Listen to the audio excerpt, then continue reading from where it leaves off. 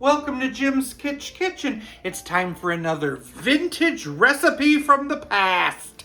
We're making a Grape-Nuts Custard. Grab a bowl. Grab your grape nuts. We need a cup.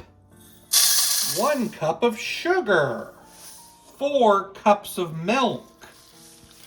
2 beaten eggs. And a splash of vanilla. And combine. I'm pouring this into a baking dish. I have a bigger baking dish and I'm going to create a hot water bath with some boiling water. Okay, I've set it in the water bath and I'm going to cook this at 350 for about an hour, but you have to stir it twice in the first half hour. I brought it out and allowed it to cool down on the counter, and then I put it in the refrigerator for a little bit. It's chilled and ready to eat. Here we go. I'm gonna serve with some whipped cream and a shake of nutmeg. Grape-Nuts Custard. Yeah.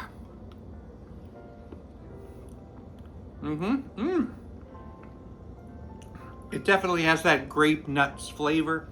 And it's sweet with that vanilla and that sugar. It's a tasty thing. It definitely has a vintage feeling to it, and I just love that. And I'm going to give this a 7.5 out of 10.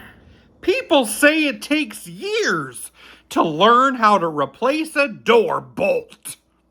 But I think that's just a locksmith.